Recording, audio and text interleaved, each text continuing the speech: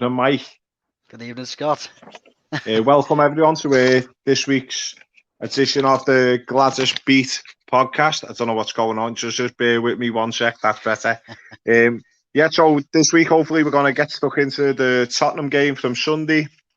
A little look at the next few fixtures and possibly some of the ongoing controversy with VAR and, some of the poor referee decisions. And for me, it's a bit of a struggle to understand the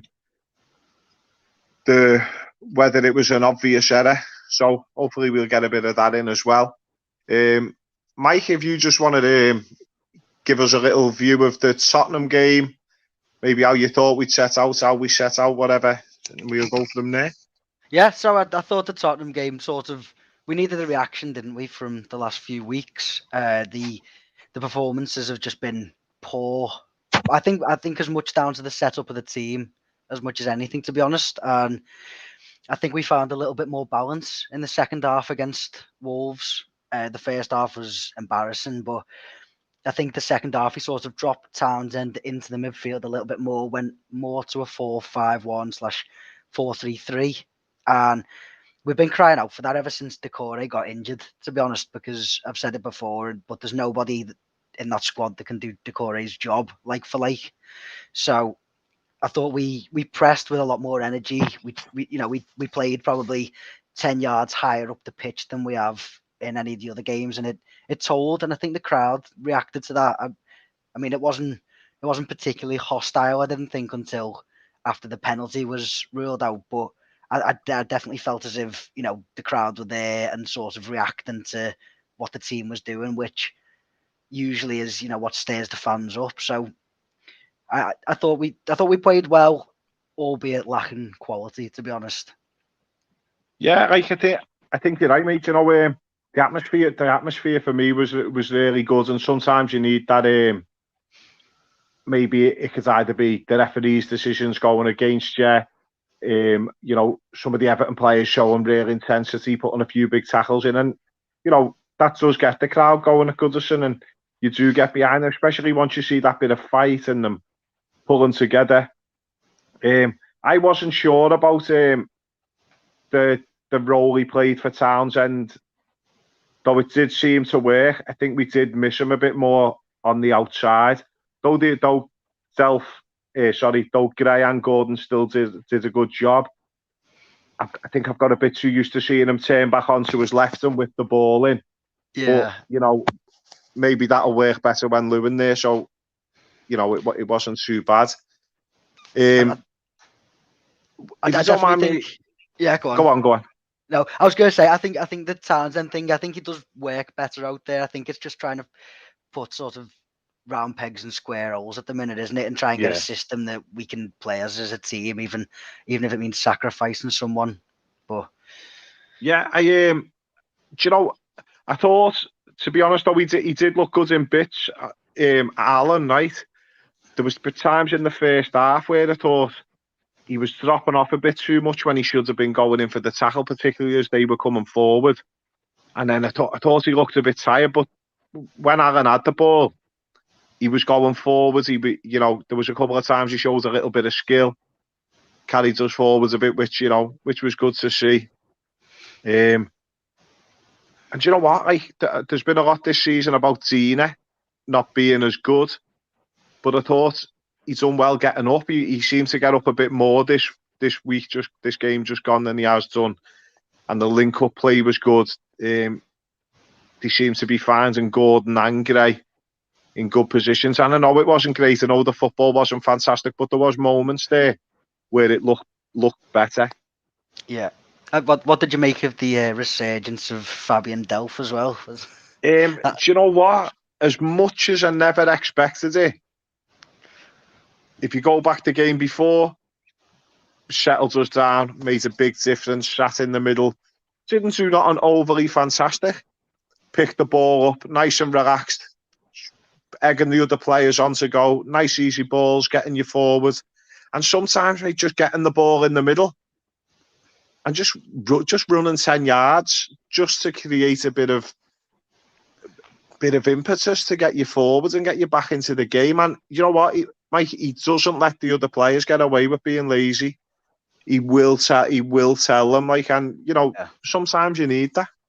You can see why he appeared to be quite a big influence in that City team, sort of personality-wise, can't you? Because I don't know if you ever caught any of that City documentary, but he was right up there. Obviously with the world-class players they had at the time, he was one of the more vocal people in the dressing room, one of the sort of leaders there, and he's obviously captained Villa in the past, and been at that role at City. So you'd expect them in that team where it's quite young players and maybe quite inexperienced in some regards, in terms of there's not many league winners there or what you'd class as massive leaders.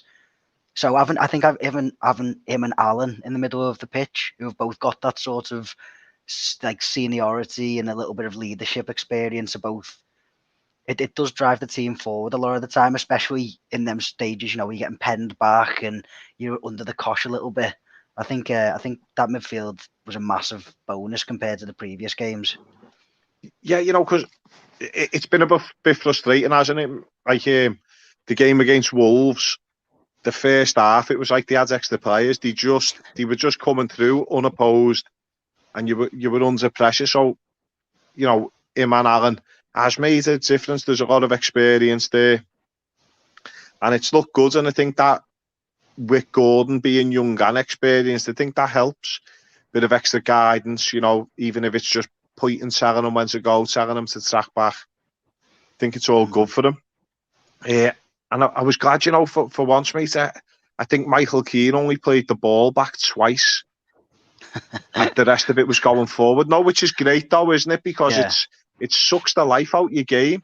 And do you know what I was shocked with, Mike? The next day when I was reading through the articles online, it sort of portrayed that as a 50-50. Now, I just don't know if I'm biased, but from where I was sat in the Gwladys, it looked like bar the last few minutes once Holgate come on, but we can talk about that in a minute. It looks to me like we had them pegged in for a lot of it, but we just couldn't find that flash of skill, and I think that's where you miss Lewin, just causing trouble for the defence, just making them work hard, freeing up the space, because I noticed this game, the challenge holds up play was really, really good. Waiting for the others to get forward, he held it up really well. And I think if you had that mixed with Lewin's physicality, we probably would have broke them down a bit better, I think. Yeah, it's difficult, isn't it? Because without Decore there, earlier in the season he was playing as that proper box-to-box midfielder. So whereas Alan was being the ball winner and Decore was winning it back, but Decore was driving and getting onto the edge of the area and things like that. Whereas I just felt the other day, despite the fact that I think we controlled a lot of the tempo of the game and probably looked the more threatening throughout, I thought we just lacked that spark when we got to the edge of the area or like whipped the ball, and there was never bodies in the box, there was never people committing, because I think all of them three players, Gordon, Townsend, Gray, are more comfortable, on the edge of the area or getting to the byline than they are coming in at the back post and trying to stick it away. So you didn't have that natural movement, and without Calvert-Lewin across the front, it would, you were fizzing balls across, and it was just an empty box essentially. Yeah. Yeah, exactly. Yeah, I mean, there's a few where Gordon managed to rescue it, didn't they, on one side, and then Gray would rescue it. But you just need that threat in the middle, and then something in the midfield that can, someone that can carry the ball with a bit of a goal threat. You need that as well. But overall, it was much better. Yeah. Do I know Davies didn't have a lot to do when he come on, but he looked keen, made a couple of tackles. Yeah. It's hard really to judge him based. I know he's had a few poor performances, but he didn't make a negative impact. He didn't have much to do, but what he did, I think he's done all right. And then, mate, do you know what? I don't even want to talk about Holgate, to be fair, because I know it's hard coming in, but I think from what I remember, he had 2 touches of the ball and lost it twice, and we got put under pressure. Yeah. And then when he made that foul on the edge of the box, pretty much, and got sent off, were you like me and every other Evertonian in the ground thinking this is going to be the most Everton way to end a game ever? Or Yeah, it had Lo Celso top corner written all over it, didn't it, from that angle as well? honestly, But, I think the problem was, obviously, I've been probably guilty of saying, why didn't you throw Holgate into midfield? And he's done it before under Duncan Ferguson, but it just felt to me at that point in the match, when everyone else is up to speed and everyone's sort of raring to go, last 10, trying to nick a goal, the game's quite open. It was a very dangerous time to throw a centre half into midfield, especially when he's not in particularly good form as a centre half. I think if he was playing well as a centre half, he'd have probably come on as a centre half, to be honest. But he came on centre mid because he's probably not trusted, in that defence. Yeah, no, it's true. So throwing him into midfield alongside Tom Davies, who's not the most experienced, I know he's played over 100 games, but probably doesn't have the calmness himself at the moment, isn't, playing the best football of his career. Throwing them both in midfield, you just knew he was going to get caught at least once, didn't you? And he gave a free kick away, then got caught twice, which nearly led to goals, and then gave that stupid foul away in the last minute. Do you know what? It's sort of like it's just like, I don't know, a bit reckless. Maybe like you see players with that attitude. Like in the past, I think we discussed it about Moise Keane, and that Balotelli type attitude. And I haven't really seen it with Holgate before, but I thought, you know what, they've bounced back. The football weren't amazing, by no stretch, but they have bounced back. The crowds were behind them. We looked like, up until he came on, like we could have won that game. And he just sort of sucked the life out of it. But, so I think there was a few players played well for Tottenham as well. I think the two wing-backs put us under a bit of pressure. I've got one written down. I can't remember the other one. One's Royale and Reguilon, is it? Reguilon, yeah. Yeah, I think they both play well, to be fair. I think in the first half, they had a couple of good chances that there was a couple we were lucky to get away with, I thought. Yeah. But sometimes you need that rub of the greens, don't you? And sometimes you get it and you think, right, this could go our way. Yeah, I can see why people would say it was 50-50-ish, because obviously they hit the post, didn't they? Which was, that goes in. It's a killer, isn't it? That last 10 minutes to go and lose. It would have been typical, to be honest. But, obviously, I don't think they deserved to win it necessarily. I think a draw probably erring on the side, based on the fact that we didn't really create a great deal. I know Gordon had a couple of stabs at it, and we had a couple of chances where it didn't quite fall our way. But on the balance, I think neither team really did enough, to say that they should have won it. Obviously, the penalty, I still think it's a penalty. We might revisit that later on, but I don't see how you're overturning that particularly, which obviously changes the game massively, doesn't it? Yeah. Do you know what, Mike? I think if I watched the game back and I wrote down every obvious mistake that referee made, I think there'd be enough for a whole podcast of its own, because there was some, mate, now, like, some of them were throw-ins that were clear.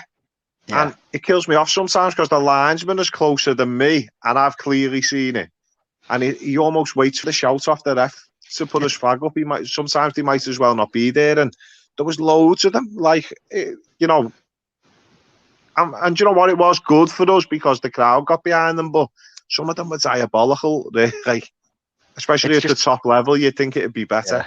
It's the cluelessness, isn't it? As you say, it's the throw-ins where both of them just stand there, obviously not knowing what way to give it, and just throw an arm up in one direction. That's the most frustrating thing, because that just doesn't help, does it? If you're a referee, you're better to just give a quick wrong decision than to stand there and end up giving it to Spurs anyway.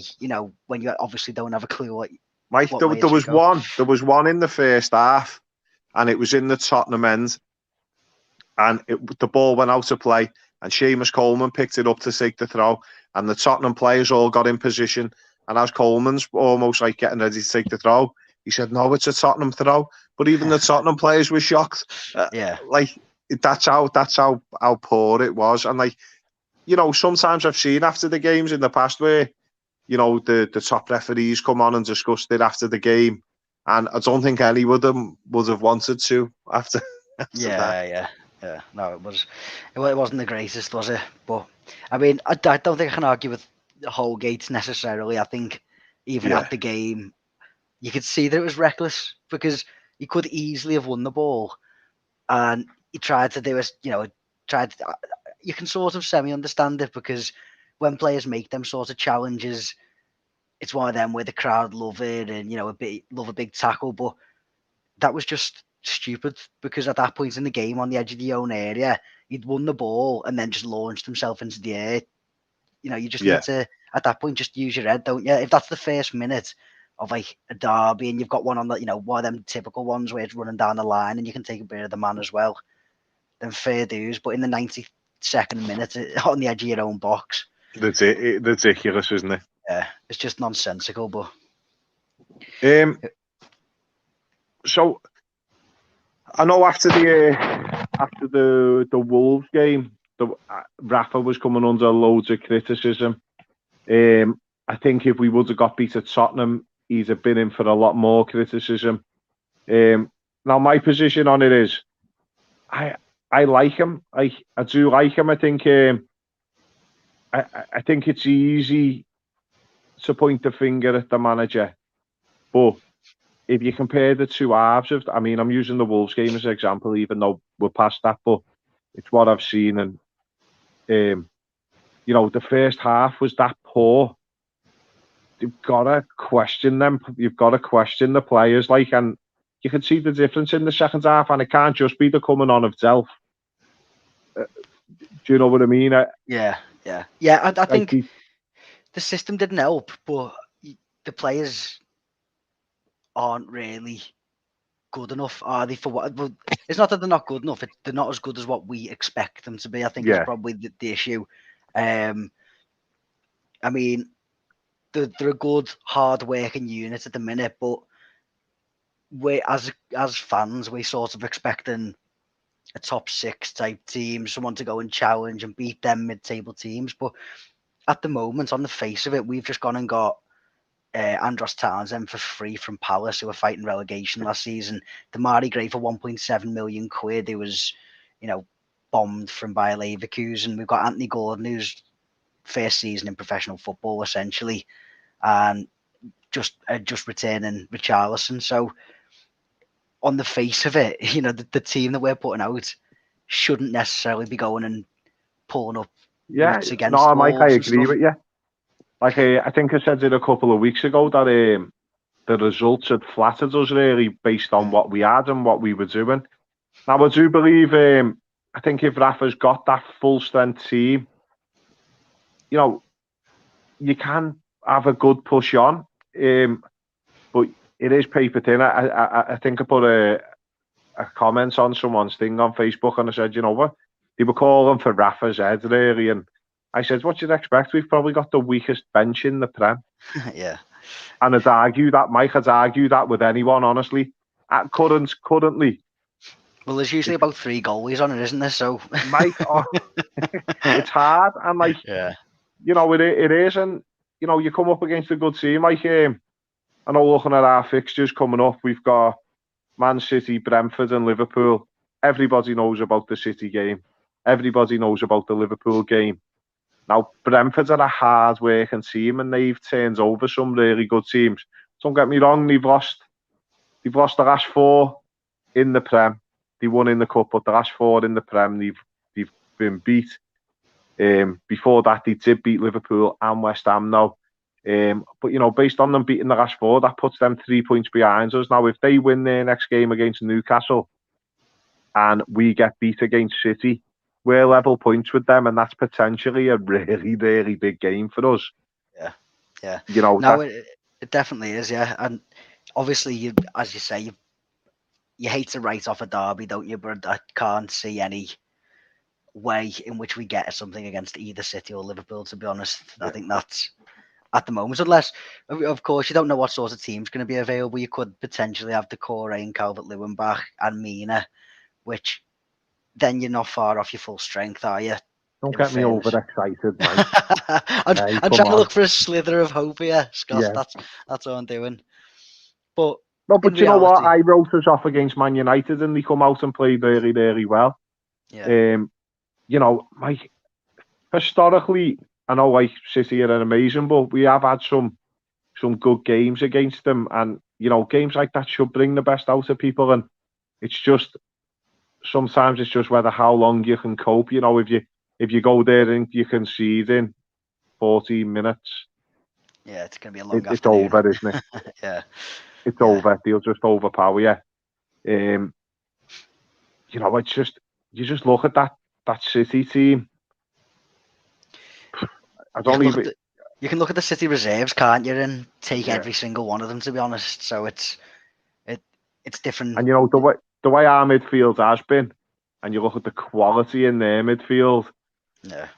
How do you keep them at bay? What you know, what can Rafa potentially do with our formation and our fit players to sort of squash that a bit?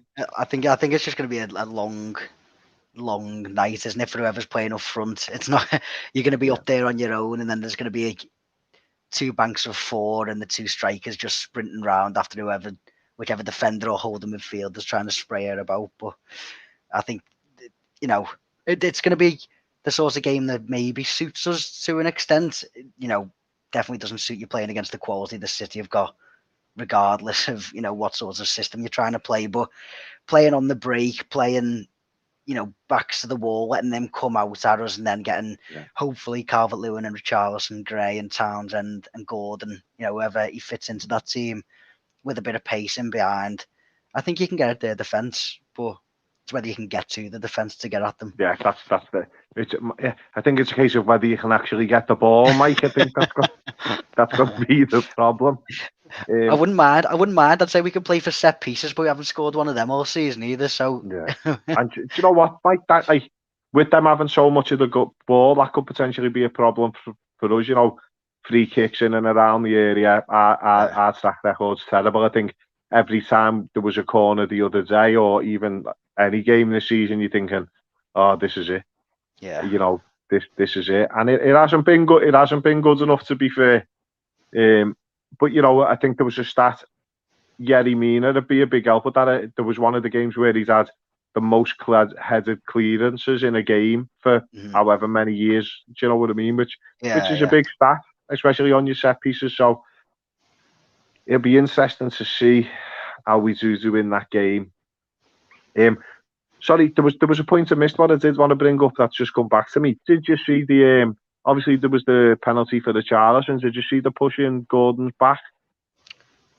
No, I didn't see that. No, was it? Yeah, there was one where he got two hands in the back and he went down, and there was just not a maze of it. But I thought it was a pen, and when I seen it back on the telly, I still think it was a pen, but it just sort of got dismissed. So if you get a chance, go back and try and have a look at it, see if you can find it online. I've seen a few with, like, I mean, in the games he's played, he's gone down a few times, hasn't he? Went down against Watford in the area, I think, for a little clip in the back.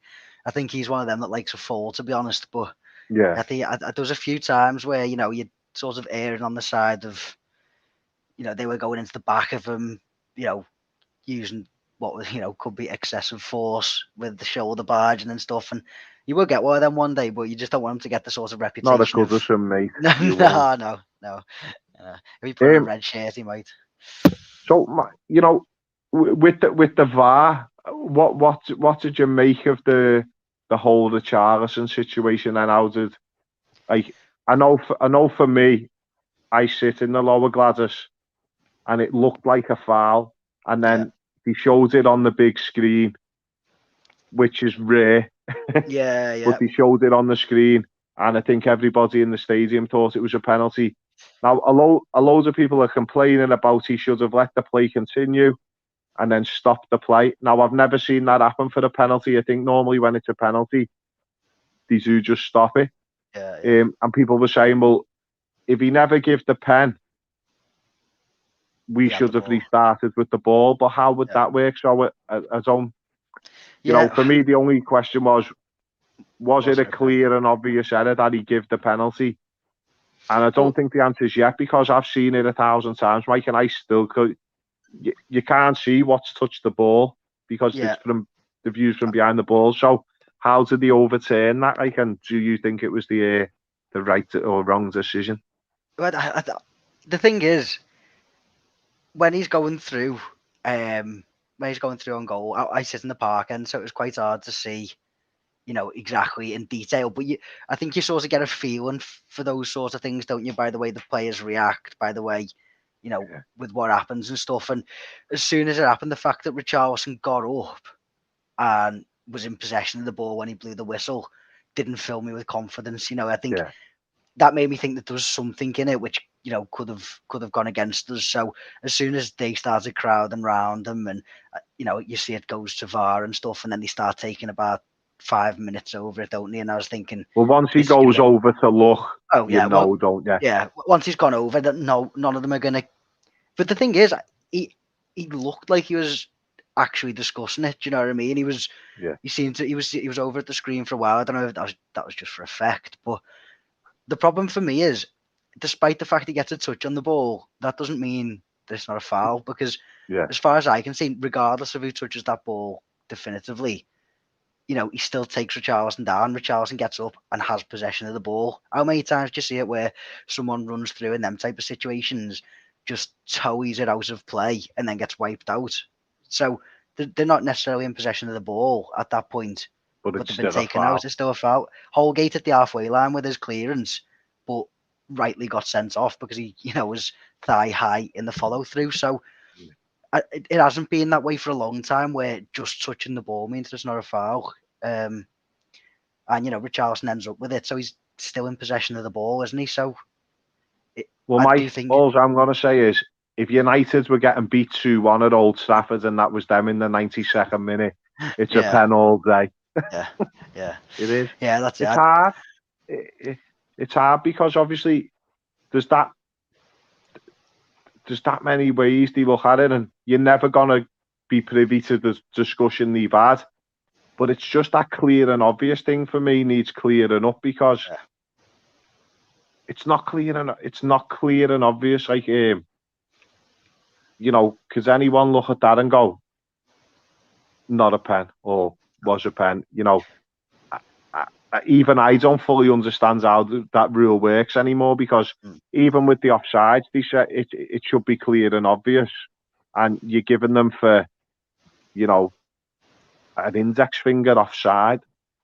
Yeah, I think the problem with it is, I think at the start of the season it went quite well. The changes to VAR and the refereeing in general and letting things go. And then as the weeks have progressed, they've sort of regressed back to what it was like last season, where the referees and VAR are almost trying to referee the games on behalf of the other, on behalf of the referees. And it's just, there's no need for that. If there's an element of debate about whether that's a penalty or not, then you should go with the referee's decision, in my eyes. If there's no contact with Richarlison, or, Lloris clearly wins the ball, the ref wouldn't have given a penalty if the keeper had clearly won the ball, because it would have bounced off the other way. If there's definitely no, I assume there must be no contact, and obviously, even when I saw it on the big screens, I assume there must have been because of how close they were. But you see it back in slow-mo when there is contact with his leg. So unless he's dived, I don't think you overturn that personally. See, if he'd have dived, he wouldn't have got up. Yeah. Would he? Exactly, yeah. We're giving his track record. Yeah. If he goes there, he'd be sulking for 4 minutes before he got back up. Yeah, and then obviously, as you said, it's frustrating when you don't get the ball back. I haven't had the ball, but again, I can understand they're not going to give us a drop ball on the edge of the 4 yard or edge of the 6 yard box or whatever. But it's it's just, I find the whole idea of VAR quite frustrating. As someone, obviously, I understand in 5-10 years time people will only remember VAR, but it just kills so much of the game, doesn't it? It does, and when you see how it was used in the international tournaments, it was great, it was quick, it was decisive, and that sort of give you a glimmer of hope for it being good. And like you say, it was good at the start, but then it's just gone reverted back to how it was, and maybe some games a little bit worse for me. Yeah. Do you know what? You could go on about the VAR all day, but it is frustrating. I know it's not Everton related, but did you manage to see the Alisson one with Antonio? Yeah, I did, yeah. Now, Yeah. I think a few people the same were saying it wasn't. Now, for me, it wasn't Antonio. Sorry, it was the other fella. I can't remember his name now. There's two of them Um, sort of jumped in, wasn't there? yeah, but I think Bonner. Alisson's jumped forward. Now, Yeah. if Alisson jumps straight up and he comes back into him, I think you can give the foul. But he's gone into the back of him as well, so I think it'd be very, very harsh. And seeing as he's watching the ball, both of them are watching the ball. Obviously, you can't see behind you. And then I think they made the right call not giving it, but I wouldn't have been surprised if they would have given the foul, because at the end of the day, it's come off Alisson's hands and gone in. Yeah, well, I think for years goalkeepers have been, even on a separate issue to just VAR, goalkeepers have been so protected that any contact whatsoever is a foul, even if it's initiated by the goalie. But I think now what you're starting to see, there was one the other week, was it the Brentford keeper? Maybe I think there's one where he came out to try and claim it, and jumped into the back of someone, dropped it, and they scored from it. And that's the way it should be, because if the goalkeeper makes the mistake, a bit like Pickford's one, at home, that's Pickford's mistake. He should be, as the goalkeeper, coming and claiming that ball. But Antonio jumps, holds his ground, and Pickford,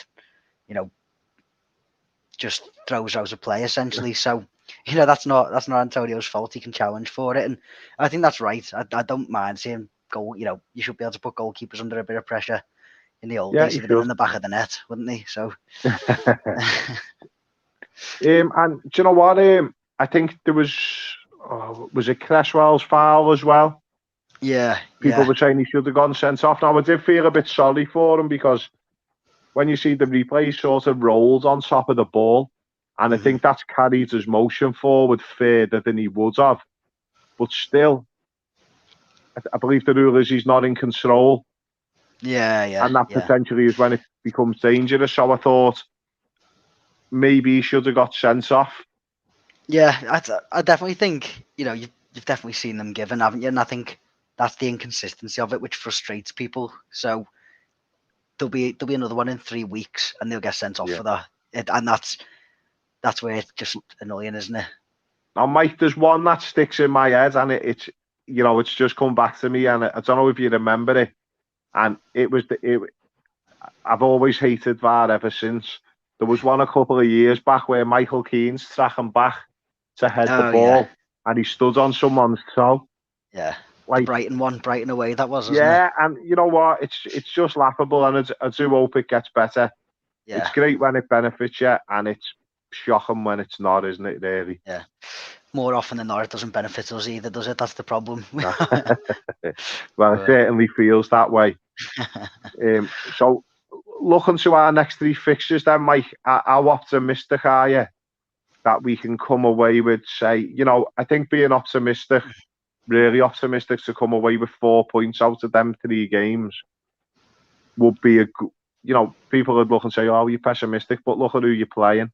If you come away with 4 points from them 3 games, I think you've done really well. And anything else, well, fantastically well. I think anything else would be a bonus. What do you think? Man City, Brentford, Liverpool?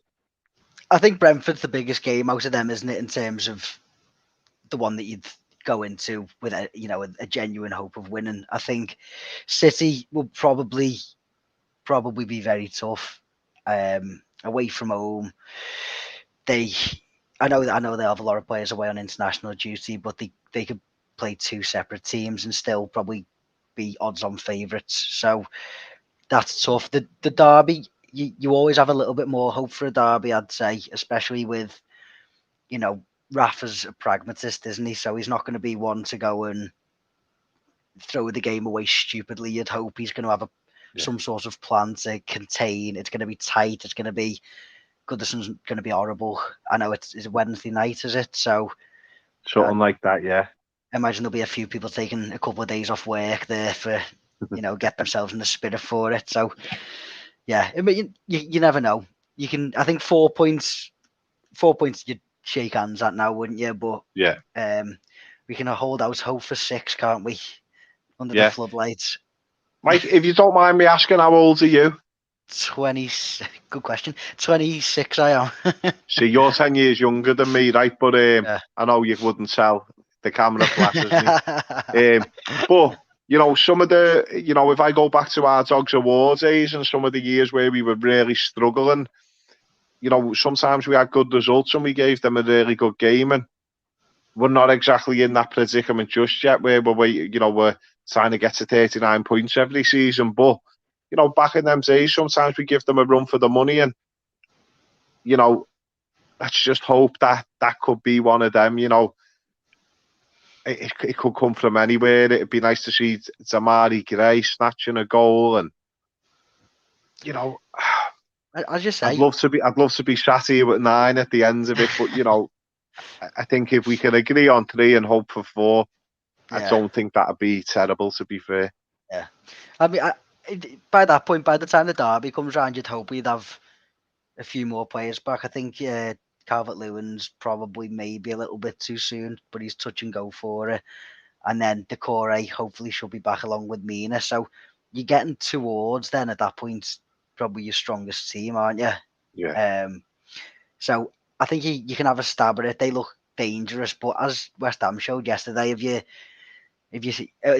other day, if you stay compact and you take your chances when they come, you can cause them problems. And I think they looked. I was quite surprised, but having spoke to a few Liverpool fans over the last few days, as I thought, don't get me wrong, Mike, it's easy looking off the couch. I'm not a Premier League manager. But West Ham looked good on the counter. And when they went 2-1, Liverpool still maintained the high press. And they were getting caught. So you'd think as a manager, he might try something to stem the flow coming through on the counter-attack. And you never know. A lot of them said that, okay, here's me telling Jurgen Klopp he should have changed it when they've lost 1 and won the last 25. But, maybe if there isn't a plan B, that's something that Rafa can work out. And hopefully the answer's not Alex Iwobi and Mason Holgate, but they may be the only option, but we'll see. Yeah, no, we've definitely got the players for the first time in a while, I think, to get at them pace-wise, haven't we? Usually we've been quite stagnant and we haven't really had the option to do that. But now with the likes of Gray, Gordon, Richarlison, Calvert-Lewin potentially, and even Andros Townsend, has got a little trick in him. You can play that counter-attacking style and have some success, hopefully. But now, I think we've done well, just the two of us getting to nearly 40 minutes. I know I can waffle on a bit. Do we dare make a prediction for City? If ever there's a week to leave it, it's this week. But we'll go on. I'll go. We're not going to keep a clean sheet. I'll go 2-2, an ambitious 2-2. Yes. Yeah. Now, though it's hard to envisage them not scoring. I'd like to say 1-0 Everton, so I'm going to go for it. I can't say we're going to get beat. No, I never, it's hard. But you know what, Mike? Stranger things have happened. Yep, and if you come away with that from that City game with at least a point, that should spur you on for Brentford, and hopefully it does. And then who knows for Derby Day? I know I'll be there. Yeah. I'll be there with a Scouse pie, watching through my fingers. And it's a school night, so my lads will be up for it. Oh yeah, late night. Well, unless there's anything else you want to add on, Mike, I think that about wraps it up for us, really. Oh yeah, just you've been busy tonight. Yeah, building you'll be building a following now. Yeah, the empire begins here with the podcasts. But now time to enjoy the international break. I think enjoy a week off from the stresses of Everton. Well, when you need a PA, mate, you know where I am. Definitely. You'll still have the links to this. Yeah. Well, okay then. Brilliant. Thanks everyone for tuning in. And we'll catch you after the Man City game, and hopefully it'll be all smiles. Thanks very much from me, Scott. Thanks for watching. Cheers. Take care, mate. See you later. Yeah.